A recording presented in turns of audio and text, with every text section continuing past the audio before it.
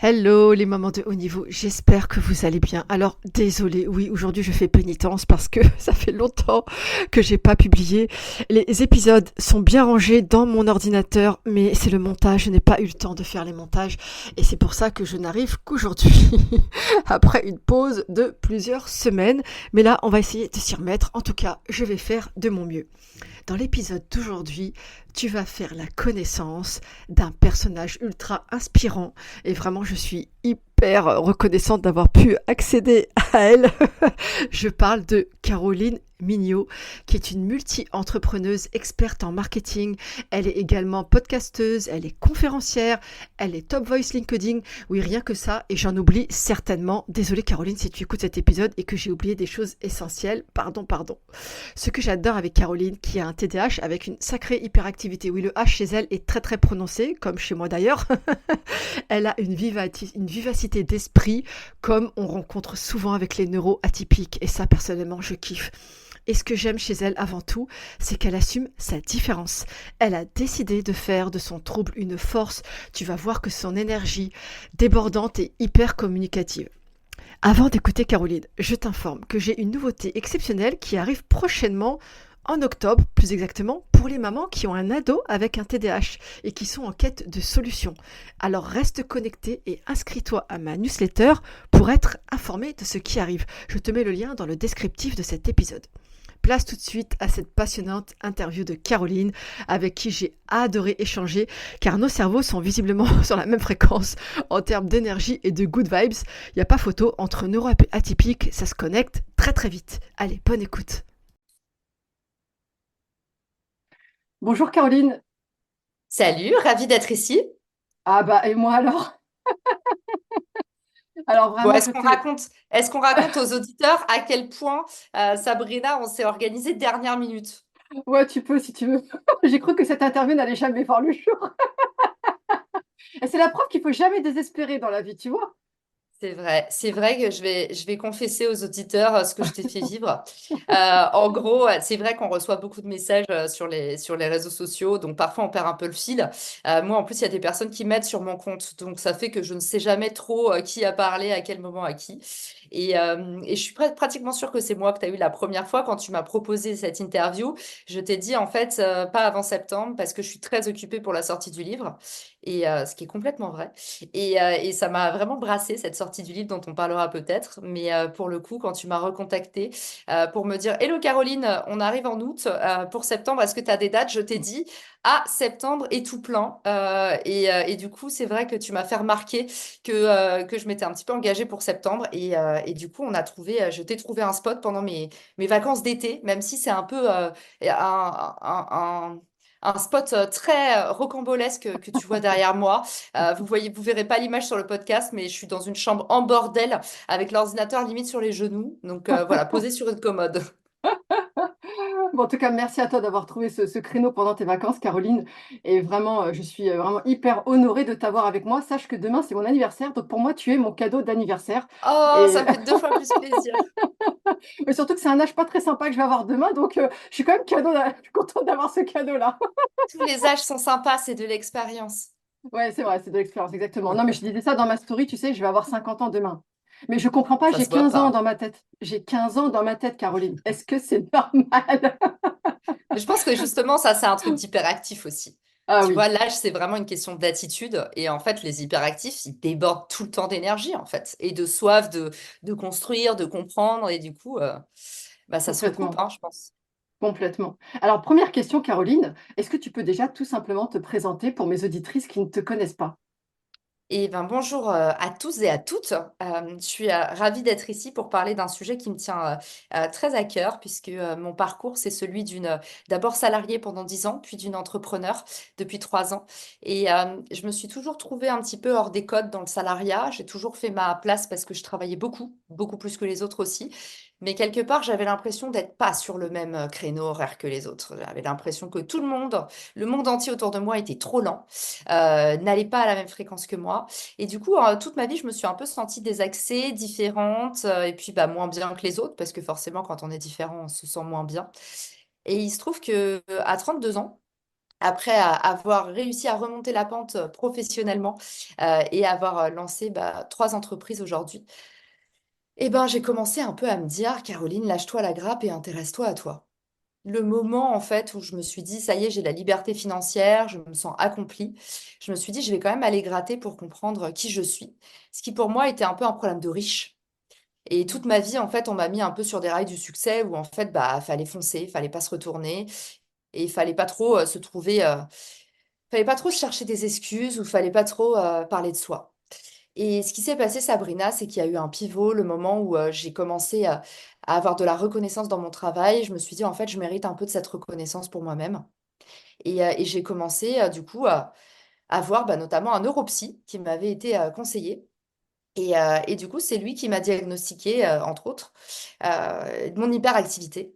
Alors que toute ma vie, on m'a dit qu'en fait, j'étais pas hyperactive, que juste, j'étais incapable de me concentrer, quoi. Tu la connais, celle-là? Je la connais très bien. Et du coup, est-ce que ça a été un soulagement pour toi, ce diagnostic? Énorme soulagement. Et en fait, il y a plein de gens qui te diront que les diagnostics, ça met des cases, ça met les gens encore plus dans des cases et ça met des étiquettes. Et en fait, j'ai l'impression que tous ces gens-là qui parlent comme ça, c'est des gens qui, en fait, n'ont pas souffert d'être différents. Mm. Moi, le fait d'avoir une étiquette, j'étais tellement soulagée et tellement contente. Et ça m'a permis vraiment d'avancer dans l'acceptation de moi, en fait. Parce Ouais. qu'avant, ma différence, je la passais comme un défaut, tu vois. Mm. Et après, j'ai compris, je me suis dit, en fait, c'est comme quelqu'un qui a mal au ventre. Tu peux pas lui dire, ah, mais concentre-toi sur autre chose. Mm. Tu peux pas dire à quelqu'un qui a mal au ventre, ah, fais un effort. Ah oui, mais tu fais Mm. tout le temps le coup du mal au ventre. En fait, quand tu comprends que tu as une pathologie ou en tout cas une singularité et que finalement c'est ton corps qui est différemment constitué, et Mm. t'apprends à t'aimer quoi et à te lâcher la grappe. Ça fait du bien. Mm. Et du coup, la petite Caroline, comment elle vivait ça en fait? Est-ce que tu sentais que tu étais différente de tes camarades de classe, par exemple du même âge ou des autres enfants que tu pouvais fréquenter? Ouais, je le sentais dans la tête, mais je le sentais pas trop dans le corps. Et ça, c'est un truc hyper intéressant que la neuropsy m'a dit. Elle m'a dit, Caroline, on diagnostique les femmes en moyenne 10 ans après les Mm. hommes. Parce que, en fait, un petit garçon qui bouge partout, on dit c'est formidable, il y a plein de vie. Et une petite fille qui bouge pas trop partout, on dit, ah, bouge pas trop, reste à ta place, arrête de faire ton intéressante. Mm. Et du coup, j'ai appris très vite à canaliser ce mouvement à l'extérieur. Alors, j'ai mis ça dans le sport. J'étais en championnat de natation. Je faisais tous les sports possibles et inimaginables. Aujourd'hui encore, je suis très sportive. Mais je pense que j'ai enfin compris pourquoi est-ce que le sport, c'était une partie intégrante de ma vie. Et je pense que Mm. quand j'étais jeune, je l'ai canalisé comme ça. Du coup, j'étais pas l'enfant facile à diagnostiquer parce que ouais, je bougeais pas partout. Par contre, j'avais tout le temps 1001 idées en tête. Et on me complexait beaucoup parce qu'on me disait, ah, mais en fait, attends avant d'agir. Et c'est un truc que j'ai dit dans un post LinkedIn qui est devenu viral et ça m'a rassurée parce que je me suis dit, putain, ça veut dire qu'il y en a d'autres. Tu vois, quand un post devient viral, je me dis pas, ah, trop bien, j'ai des likes, ça, on s'en fout. C'est quel est le bon effet en fait d'un post qui devient viral? C'est de te dire, mais je suis pas folle, je suis pas seule. Et en fait, dans ce post, justement, j'expliquais, je disais, ma façon de penser, c'est d'agir. Je pense dans l'action. C'est Mm. beaucoup un truc que ressentent les hyperactifs. Je sais pas ce que tu en penses. Ah, complètement, complètement. Ben, c'est une manière aussi de canaliser ce que tu as dans la tête. Tu vois, une fois que tu as fait déjà Ouais, quelque chose, c'est déjà ça en moins dans ta tête, tu ouais. vois. Mm. Et du coup, comment tes parents, ils percevaient ta singularité? Est-ce que tu étais, on va dire, encouragée à être toi-même ou au contraire, est-ce que tu devais intégrer un cadre qui n'était pas spécialement, on va dire, conçu pour toi? Je pense que mes parents n'ont pas perçu ma singularité tant que ça. Bon, tu sais, c'est des parents et j'ai eu de la chance d'avoir des parents hyper aimants. Donc, ils Mm. m'ont toujours trouvée très intelligente, très vive. Ma mère, hier, j'ai fait une photo à la con. On est dans un très bel endroit dans les Landes et j'ai fait une photo vraiment que tout le monde aurait pu faire. J'ai tendu le bras et à l'iPhone, j'ai fait une photo et ma mère m'a dit, oh, mais t'as quand même un œil, hein, c'est fou.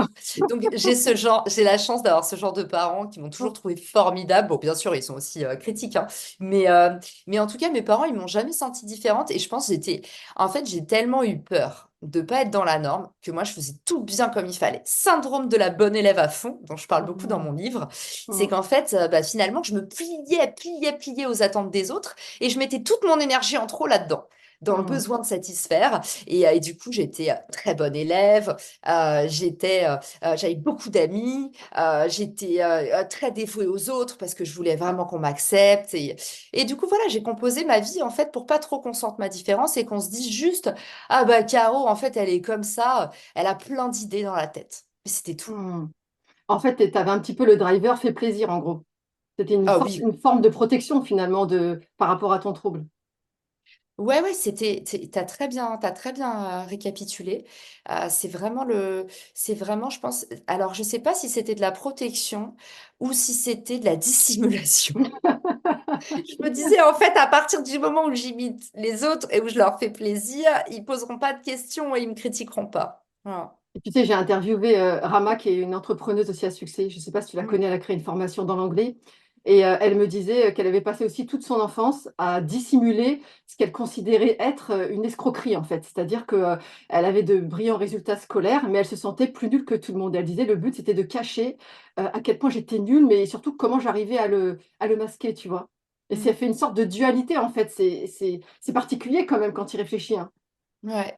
Ouais, je me reconnais beaucoup dans ce témoignage aussi. C'est vrai que souvent, j'avais des bons résultats scolaires sans rien faire, parce que je retenais beaucoup les informations. Et souvent, je me disais que j'avais eu des coups de chance et qu'un jour, la chance m'abandonnerait et que tout le monde verrait à quel point, en fait, bah, je suis incapable. Ouais, c'est ça. C'est ça. Du coup, l'école et toi, c'était plutôt une histoire d'amour qu'une histoire de haine, alors. Ah oui, moi, l'école et en fait, même ma carrière, tu vois, je suis encore aujourd'hui beaucoup critiquée dans ma famille parce que je travaille trop. Je sais pas si tu connais cette injonction.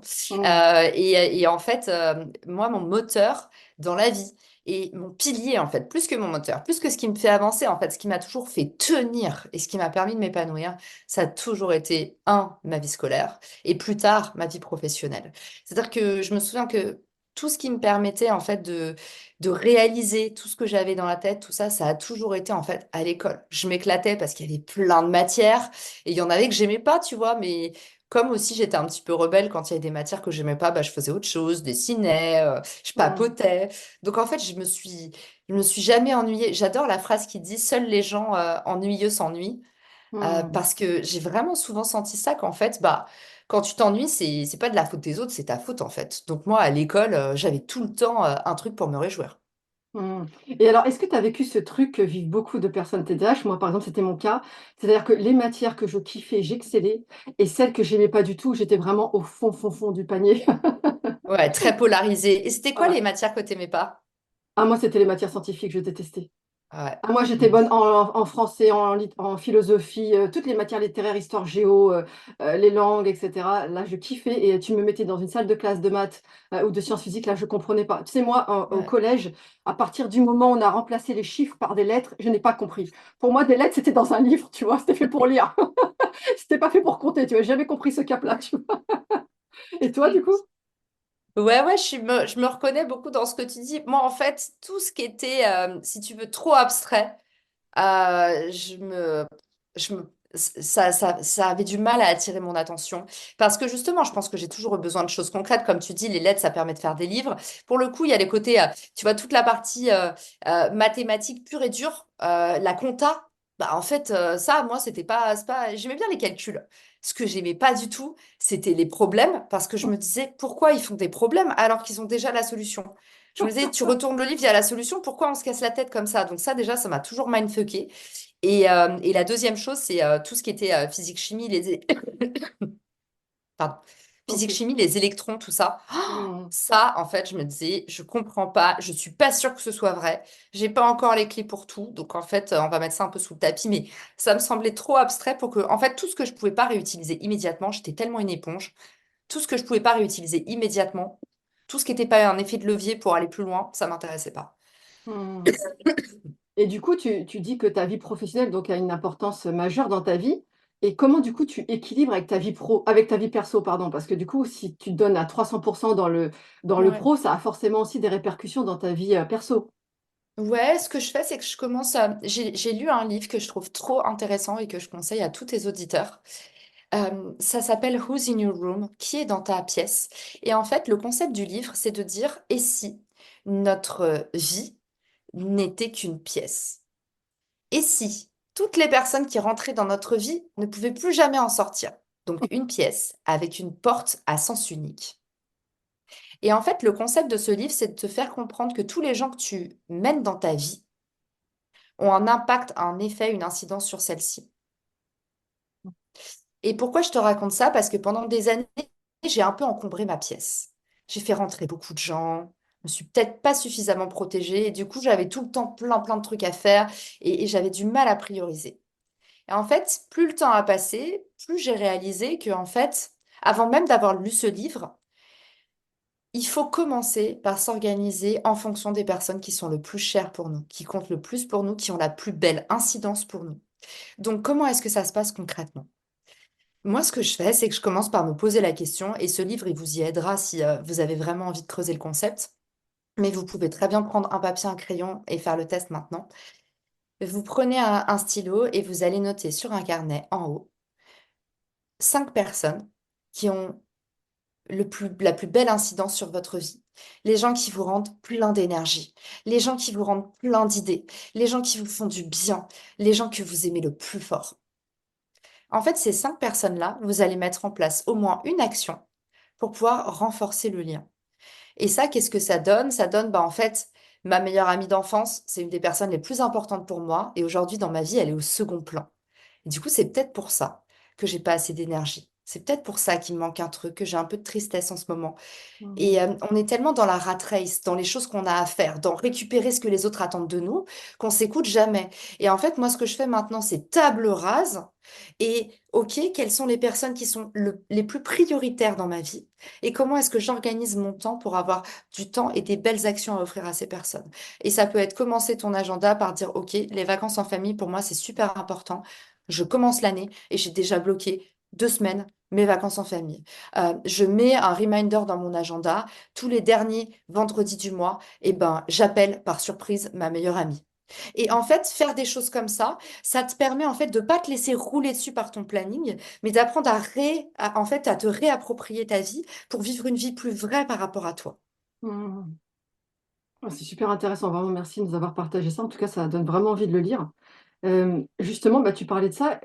Est-ce que tu as des outils qui t'aident par rapport, tu sais, à tout ce qui est fonctions exécutives, tu sais, qui sont difficiles pour nous les TDAH, c'est-à-dire tout ce qui est organisation, planification, gestion du temps.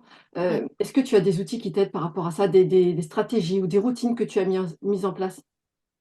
Bah, tout à fait. Alors, tu vois, typiquement, la journée d'aujourd'hui, c'est un bon exemple. Aujourd'hui, j'avais bloqué 1 heure pour faire du paddle avec ma maman. Mm, Et cette heure, elle est bloquée dans mon agenda. Et tu as vu tout à l'heure, quand on a commencé le podcast, je t'ai dit, j'ai une réservation à 13h15 du mm, restaurant. En fait, même en vacances, je mets des plages horaires pour que je passe pas, et je sais pas si vous vous reconnaissez là-dedans, mais c'était tellement ma vie, la première année d'entrepreneuriat, j'ai passé mes vacances avec mes proches, mais sur mon téléphone, à mm, gérer des urgences, à être en train d'envoyer des textos, à vérifier les notifications. Et en fait, maintenant, ce que je fais, alors certains me disent, ouais, mais c'est militaire chez toi. Au contraire, plus tu vas t'organiser, plus tu maîtrises ton planning, plus tu passes des moments vrais dans l'instant, dans le moment présent avec les gens. Et du coup, mm, moi, ce que je fais, c'est que je vais créer des plages horaires où je vais mettre, du coup, comme je vous disais, les choses qui sont les plus prioritaires d'abord et après ce qui compte pour moi. Ce matin, par exemple, à 10h, j'avais mon meeting avec Maya, qui fait partie de ma team. Et ce qu'on a fait, c'est que c'est comme ça aujourd'hui que j'ai trouvé le meilleur moyen de pouvoir justement avoir une organisation béton. Je transmets des systèmes aux gens. C'est-à-dire que quand les gens travaillent avec moi, je revois comme un médecin, j'allais dire un médecin mm. légiste, mais non, parce que le corps est déjà mort, mais si tu veux, comme un médecin généraliste, je vais regarder en fait partout là où est-ce que potentiellement on peut perdre du temps. Et du Mm, coup, j'attends pas que mes équipes me disent, ouh là, ça va pas. C'est OK. On va se faire là, je vois que on a mis un truc en place, mais on n'a pas regardé pour l'optimiser. Ça fait un mois qu'on roule avec, mais on n'est pas sûr que ça convienne à tout le monde. En fait, on s'est posé, on a utilisé, nous, moi j'utilise beaucoup Notion, parce qu'aujourd'hui Notion c'est devenu un super CRM où tu peux mm, avoir justement des vues calendrier, et on a refait toute la partie en fait production. Maya, elle m'accompagne sur la production de mon podcast. Et du coup, on a refait toute l'échelle en fait d'action entre le moment où l'invité il s'enregistre pour faire mon podcast et le moment où l'épisode est diffusé. optimiser. Et en fait, tracer ce squelette et faire en sorte que les gens sont bien, en fait, pas seulement dans une tâche, mais dans un système. C'est-à-dire, tu vois, on s'est rendu compte, typiquement, qu'il y avait une action où Maya et Mélanie, donc Maya qui gère le contenu chez moi et Mélanie qui gère le community management, ben en fait, elles perdaient du temps parce que il y avait, en fait, à chaque fois, elles faisaient le passe-plat. Donc, tu avais une qui faisait une action, qui envoyait à l'autre, puis l'autre faisait cette action. Quand Mm. c'est ça, c'est comme ça que c'est le bordel dans les productions. Donc, ce Mm. qu'il faut faire, c'est grouper au maximum les actions, limiter les intermédiaires et limiter les passes. Mm. Donc, ce qu'on fait, c'est qu'on groupe les actions de Maya, où Maya, en fait, elle va faire ses 4 actions d'un coup, et après, elle va passer le plat à Mélanie. Et ça, c'est des choses toutes bêtes, mais en fait, on s'en rend pas compte. On exécute. Les process, en général, on les a pas schématisés, on les a pas standardisés. On a juste, OK, d'habitude, on fait comme ça. C'est quand j'envoie le message sur WhatsApp que Maya, elle sait. Et en fait, on n'est pas efficace, on se noie dans un verre d'eau. Donc, moi, pour te répondre en une phrase, je crée des systèmes avec mes équipes et je trace les colonnes vertébrales de toutes les actions qu'on fait pour les optimiser. Ok. Donc finalement, tu utilises un peu, on va dire, la même méthode dans ta vie perso que dans ta vie pro. Euh, oui, ça pourrait être dit comme ça. Alors, j'intellectualise beaucoup moins dans ma vie perso, mais ce qui est important, c'est que tu vois, dans mes vacances en famille, avant, je me disais, je me mets pas de tâches et je verrai comment la journée se passe. Et à Mm. la fin de la journée, j'avais fait que bosser et Mm. j'avais pas partagé de moments avec ma mère. J'étais arrivée en retard au restaurant parce que j'avais un call à prendre. Et en fait, maintenant, ce que je fais, c'est que quand je suis en vacances, mes loisirs, ils sont bloqués dans l'agenda. Pendant Mm. ces heures-là, j'ai pas de téléphone, faut même pas chercher à me joindre. Et le reste, c'est des meetings que je prends parce que je les accepte dans le temps que j'ai restant. Et pas l'inverse. J'ai fait Mm. l'inverse pendant ma première année d'entrepreneuriat. Mes parents, ils m'ont dit, en fait, on veut plus te voir en vacances parce que on Mm. partage pas des vrais moments. Tu es tout le temps sur ton portable. Et souvent, les entrepreneurs, on fait l'inverse. On Mm. met d'abord le taf et après, on met notre famille, même en vacances. Bah, en fait, vous étonnez pas si après, vous avez plus la force d'exécuter parce qu'il vous manque un truc essentiel. Et si c'est pas votre famille, c'est peut-être le sport, c'est peut-être vos Mm. enfants, c'est peut-être l'amour, tu vois. Mm. Mais il Mm. faut identifier ça, l'essentiel. Ok, ouais, super, super intéressant. Euh, Tu parlais justement de sport. Est-ce que tu fais attention à ton hygiène de vie de manière générale, que ce soit alimentation, activité physique, sommeil, etc. Tu sais que je pense que tu sais que l'hygiène de vie impacte énormément le trouble de l'attention et l'hyperactivité, hein. Et comment t'es par rapport à ça? Ben justement, ça m'a trop intéressée, Sabrina, quand tu m'as proposé cette séance bilan, parce que moi, je suis suivie par une naturopathe. Mm. Mais en fait, je savais pas à quel point ça pouvait avoir, ce que je mangeais pouvait avoir de l'impact sur Mm. mon hyperactivité. Moi, aujourd'hui, pour te répondre, et après, j'aimerais trop, et les auditeurs aussi, je pense maintenant, que tu nous as teasé, que tu nous donnes quelques clés là-dessus sur alimentation et TDAH. Moi, là, ce que je fais, c'est que je fais beaucoup de sport. Je fais du sport dès le matin pour me canaliser à mort. Je fais aussi beaucoup de méditation, de la méditation pleine conscience. J'adore ce qui s'appelle la cohérence cardiaque. Pour pas vous faire trop peur, les méditations que je fais en général, c'est 5 minutes. C'est pas une blague, vous avez des méditations de 5 minutes et en fait, ça suffit amplement. Vous pouvez Mm. en faire plusieurs dans la journée plutôt que de trouver un quart d'heure dans nos quotidiens qui sont juste parfois débordés. Donc, Mm. 3 planches de 5 minutes, ça se trouve beaucoup plus facilement. Et moi, ça m'aide énormément. La cohérence cardiaque, j'en fais de façon plutôt irrégulière, mais typiquement, quand j'ai des moments où je suis un petit peu stressée, eh ben, je vais me poser, je vais faire 8 minutes de respiration. La technique la plus utile et la plus facile à retenir que je peux vous enseigner, je l'ai transmis dans mon livre, c'est la respiration au carré. C'est hyper facile à retenir. Du coup, vous allez inspirer 4 fois, vous allez bloquer pour 4 temps, poumon plein, et vous allez vider, donc expirer pour 4 temps. Et après, vous allez retenir, donc poser poumon vide pour 4 temps. Donc c'est 4, 4, 4, 4. C'est hyper facile à appliquer. Au début, les exercices de respiration, moi, j'en pouvais plus parce que je les ai tout et son contraire. À chaque fois, c'était des rythmes différents. Et en fait, j'avais du mal à me laisser aller quand je réfléchissais trop au comptage. Et là, Mm. la respiration au carré, ça m'a vraiment changé la vie. Et ça me permet de faire des petits exercices de respiration comme ça quand je sens que voilà, j'ai un message que j'ai reçu qui me fait de la peine ou en fait je suis trop stressée parce que j'ai un truc à rendre. Respiration au carré.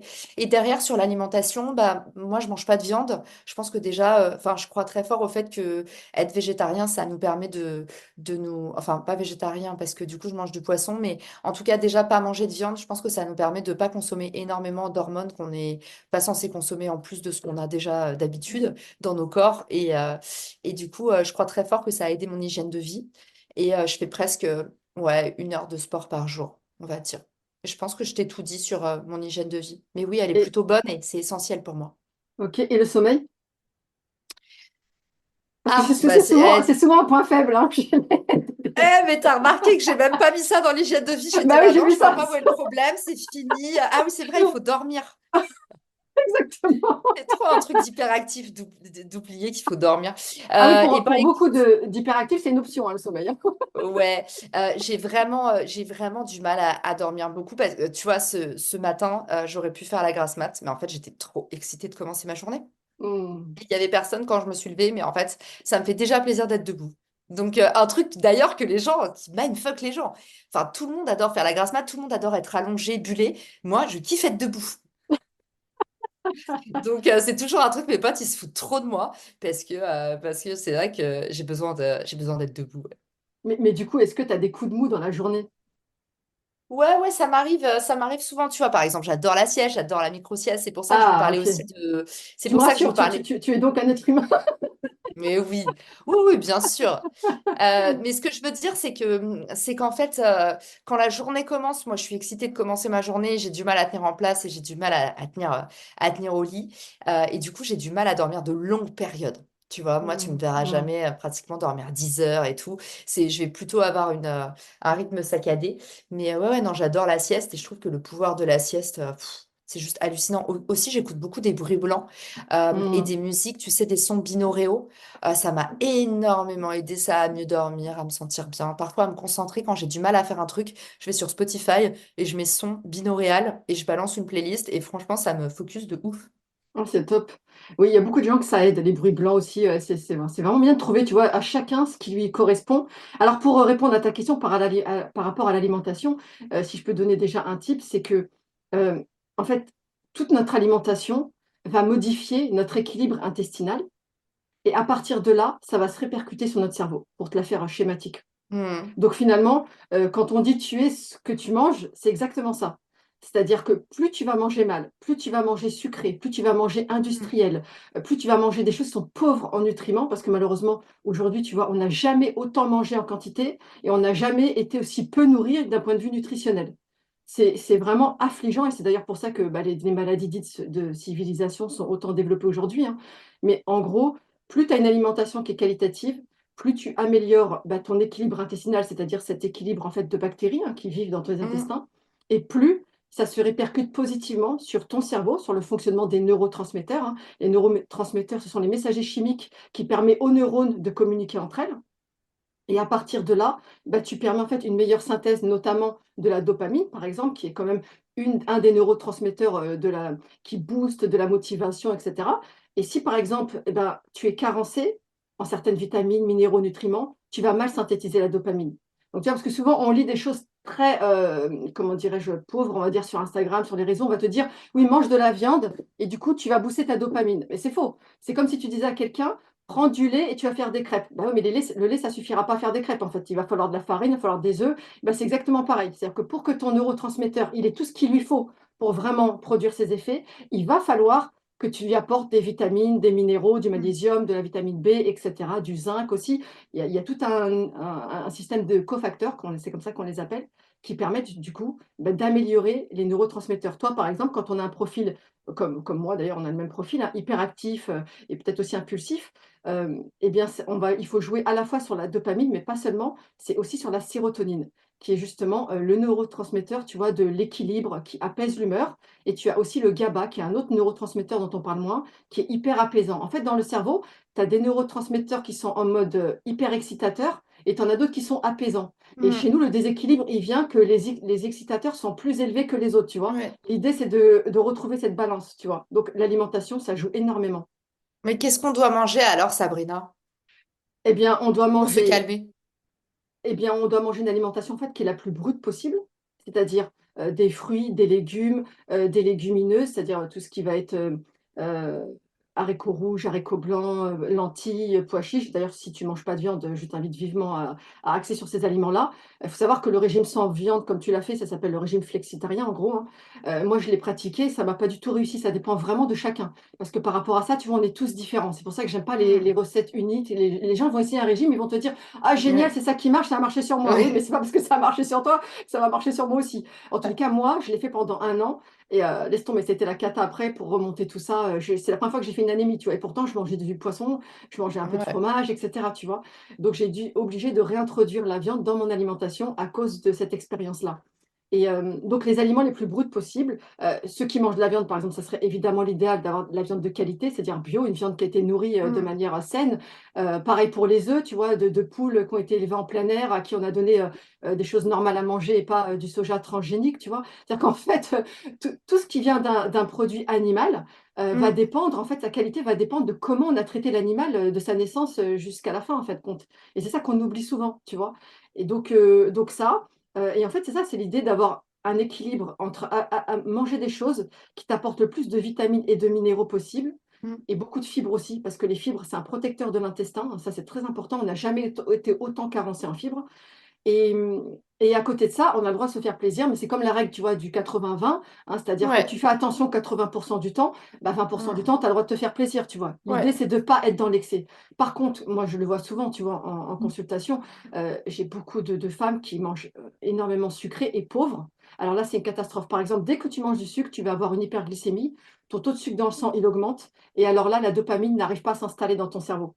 En fait, c'est problématique, ça fait obstacle aux neurotransmetteurs, en fait, le sucre. Donc, c'est vraiment un contrepoids terrible, justement, pour tous les gens qui ont un TDAH. Et malheureusement, quand tu connais pas ton trouble, quand tu sais pas comment tout ça fonctionne, eh ben, tu es Mm. une proie très facile parce que chez nous, bah, c'est addictif, hein, tout ce qui va être très sucré, Mm. etc. On y est particulièrement sensible du fait de notre trouble, justement. D'où D'accord. l'importance de se faire accompagner à ce niveau-là. Et je peux te dire Trop que moi, intéressant. ah oui, je peux te dire que moi, qui accompagne des mamans, tu as des mamans avec des enfants qui ont des TDAH, mais alors plus, avec des TOP, hein, des troubles de l'opposition très forts, etc. On a un module 3 dans la formation, justement, uniquement sur ça, sur l'alimentation de l'enfant. Je peux te dire que celles qui le mettent en pratique, elles ont des résultats fulgurants, quoi. Elles me disent, non, mais c'est hallucinant, Sabrina. Ben, j'ai dit, oui, c'est chimique, en fait, c'est biologique, en fait. C'est juste, Mm. tu t'adaptes aux besoins du cerveau, ben, le cerveau te donne ce que tu veux de lui, en fait, Mm. tu vois. Donc, voilà, je referme la parenthèse parce que je vois que Ouais, mais c'était tellement intéressant. Merci d'avoir partagé tout ça. bah, avec plaisir, Caroline. Surtout Alors, juste avant déjeuner. oui, voilà, exactement. Peut-être que Allez, ça elle m'a va. privé de dessert, ça se fait pas. Non, c'est pas grave, tu peux. Si t'en prends pas 10 dans la journée, c'est bon. Alors, un truc que je voulais te demander aussi, c'est que tu sais que quand on a un TDAH, on a une surcharge sensorielle parce que tous nos sens, en fait, sont hyper réceptifs, tu vois. Comment tu gères cette hypersensibilité? Est-ce que, par exemple, tu es quelqu'un qui a besoin de silence? Est-ce que pour travailler, par exemple, voilà, tu as besoin qu'il n'y ait personne autour de toi? Moi, par exemple, Mm. c'est typiquement mon cas. Est-ce que tu es le genre de personne qui, comme moi, s'agace quand il y a des travaux dans la rue parce que tu entends un marteau-piqueur et que ça te fait très mal aux oreilles? Ouais, je suis sensible à fond. Alors particulièrement quand je dois me concentrer, quand il n'y a pas d'enjeu, c'est pas très grave. Mm, Mais c'est vrai que du coup, je deviens hyper sensible s'il y a un enjeu. Donc typiquement, si je vais être dans le train et si je suis dans le train et que je dois absolument rendre un truc et qu'il y a un bébé qui se met à hurler, bah, je pense que je ressens mm, tout avec une intensité fois 1000. mm, Et il y a un gros toc que j'ai qui fait rigoler tout le monde, c'est qu'en fait, quand je suis en train de faire, par exemple, de la création de contenu, d'enregistrer un podcast ou d'écrire, en fait, si je suis en train de créer, j'ai besoin d'être dans ma bulle à tel point que, en fait, je dois absolument fermer la porte. mm, Et souvent, ma team, tu sais, on fait des lives au studio. À partir du moment où le live commence, ils savent que s'ils me laissent la porte ouverte, c'est mm, la mort.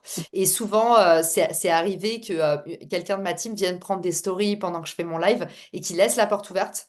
Et dans ces cas-là, j'interromps le live et je dis genre, en fait, excusez-moi, il faut que j'aille fermer la porte parce que je ne supporte pas et j'ai aucun problème, je dors la porte ouverte et tout. Mais si je suis en train de créer, si je veux me mm, concentrer, je sens les énergies dans la pièce d'à mm, côté. Je sais pas mm. comment t'expliquer. Et tout le monde me dit, mais Caro, c'est complètement fêlé. Mais je sens, et là d'ailleurs, on est en train d'enregistrer, la porte est fermée. Parce que Mm, Sabrina, si la porte était ouverte, je peux te dire que là déjà, j'ai entendu du passage, j'ai vu la lumière sous la porte. Je me dis, qu'est-ce qui se passe? Et je sais que si la porte est ouverte, en fait, je suis connectée avec l'extérieur et je peux pas du tout me concentrer. Donc ouais, ça Hmm. sur les troubles de l'attention, c'est puissant. Casque anti-bruit, ça m'a sauvé la vie. Ah oui, Le AirPod Max, il est trop bien. Le Jabra, il est trop cool aussi. Bah ouais, non mais casque anti-bruit, c'est vraiment c'est la la vie. vie. Ah ouais, grave. Et voilà, et pareil sur la lumière. Là d'ailleurs, je suis en train de lire, c'est assez ouf. Je sais plus quel magazine, je crois, je sais pas si c'est Science et Vie, mais en tout cas, j'ai acheté un magazine qui fait des études sur la lumière et l'impact de la lumière sur la santé. Et notamment le fait qu'en fait, dans nos sociétés, on est tellement habitué à la lumière artificielle qu'on a déréglé notre rythme biologique. Mhm. Et du coup, c'est trop intéressant parce que moi, je dors pas bien si j'ai pas un cache-œil. On a des enfants à la maison et du coup, c'est vrai qu'il y a souvent un truc, une lumière qui s'allume, un machin, on dort la porte ouverte et même dans la rue, parfois, tu vois, on n'a pas de volet. Donc, en fait, le fait d'avoir des signaux lumineux, même à travers les paupières, nuit à la qualité de ton sommeil. Donc, même si ça fait un peu Bridget Jones, je vous encourage, les filles, à acheter un cache-œil.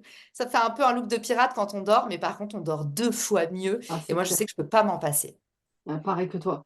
Il me reste plus que deux questions. Alors, l'avant-dernière question, c'est quel conseil tu dirais à une maman qui vient d'avoir un enfant qui a été diagnostiqué d'un TDAH et qui s'inquiète et qui se dit, mince, qu'est-ce qui va devenir cet enfant? Ça m'angoisse. Qu'est-ce que tu lui dirais? Même si je sais que tu n'as pas d'enfant toi-même, mais de Ouais. par ton propre parcours. Ouais, bah, je vis avec 3 enfants à la maison 1 semaine sur 2 quand même. Hmm. Donc ça m'a fait une bonne expérience. Mais ce que je dirais, c'est que c'est un très bon signe. Alors moi, ma belle-fille, elle est pas hyperactive, mais elle est hypersensible. Et déjà, ce que je dirais, c'est que plus on est éduqué sur le sujet, plus on est bon dans la communication. Parce qu'en fait, je vois par rapport à mon conjoint qui est pas du tout hypersensible, bah moi, quand Jeannette, je vois ses messages, je regarde ses réactions, je sais tout ce qu'elle pense. Et en fait, du coup, plus vous allez vous documenter, vous, sur le sujet, plus vous allez écouter les bons conseils de Sabrina, bah, plus Mhm. finalement, vous allez être des redoutables, j'ai pas envie de dire thérapeutes, parce que c'est pas une maladie, mais vous allez être des redoutables accompagnants pour vos enfants. C'est une très bonne nouvelle pour moi d'avoir un enfant hyperactif, parce qu'il va se passer plein de choses dans sa vie. Et honnêtement, moi, je changerais pour rien au monde mon rythme aujourd'hui, maintenant que je sais que le droit de vivre à ma fréquence. Et au pire, ce qui peut leur arriver, c'est que bah, ça va devenir des entrepreneurs. Super, bah écoute, merci beaucoup pour ton message. Dernière question, j'aime bien terminer toujours par une question un peu rigolote. Tu sais que bon, tu le sais peut-être pas, mais j'ai fait un court-métrage l'année dernière où le personnage principal était quelqu'un qui a un trouble de l'attention, justement. Et donc, j'aime bien le cinéma. Si on devait transformer ta journée en série à succès, d'accord? Quel serait le titre de l'épisode pilote? Mm. L'épisode pilote, si on devait transformer ma journée, Ouais, ta journée, ce serait une série, en fait. On fait une série télévisée sur ta journée, ok? Et donc, tu dois présenter un épisode pilote qui résume, en gros, les challenges de cette série, en oh, fait, tu vois. je dirais Caroline in Wonderland. Une quoi? Ah, une Wonderland. Wonderland, comme Alice au Pays des Merveilles, tu vois. Caroline Ah, au ok. Pays des Merveilles. Ouais, je pense que Ok. c'est pas, ça me correspond bien. Le lapin qui est toujours en retard, qui passe pour me rappeler à l'ordre, des personnages un peu farfelus que j'avais pas du tout. Et en fait, on a aussi une vie quand on est entrepreneur, on a une vie qui est complètement imprédictible. C'est pas comme Hmm, quand tu arrives au bureau et tu as tes collègues, et j'adorais aussi, hein, mais tu ouais. sais que ta journée, elle va se passer avec tel collègue, tel email, tel truc. Bah, quand tu es entrepreneur et quand tu bosses dans les réseaux sociaux, en fait, tu sais jamais qui va surgir du terrier. Ça, je trouve ça intéressant. Eh ben, génial. Bah, écoute, merci Caroline. Regarde, on a fini pile poil dans les temps. C'est pas magique, ça? Trop forte. Merci Donc, Sabrina. bah, merci à toi d'avoir accepté cette interview. Je suis sûre que les mamans vont se régaler de cet échange. Et puis, je te souhaite bah, plein de bonnes choses pour la suite et surtout de bonnes vacances pour l'instant. Pareil pour toi et en plus deux TDAH qui respectent un timing, je pense que c'est historique. Donc un grand bravo à nous. Merci Grave. encore Sabrina et à très vite. Ciao, ciao. Merci, Caro. Ciao. Voilà, j'espère que cet épisode t'a inspiré et t'a donné la pêche pour vivre pleinement avec ton trouble ou celui de ton enfant. Je rencontre énormément de personnes avec un TDAH depuis que je suis dans l'entrepreneuriat, car clairement, c'est un domaine qui est fait pour nous. Nous aimons les challenges, les risques et surtout, nous avons besoin de vivre une vie pleine de mouvements, mais qui a du sens. Oui, la quête de sens, c'est un élément central de notre personnalité qui nous permet vraiment d'offrir au monde le meilleur de nous-mêmes. À partir du moment vraiment où tu changes de regard sur sur ton trouble ou celui de ton enfant, tu vas enfin faire la paix avec toi-même et voir à quel point cette différence est une chance, car elle ouvre un champ des possibles qui est infini. Je compte sur toi pour m'encourager si cet épisode t'a plu en me laissant 5 étoiles et un commentaire, et je te dis à très vite pour un nouvel épisode. Je te laisse avec ma phrase fétiche, le meilleur est à venir à condition d'agir. Ciao!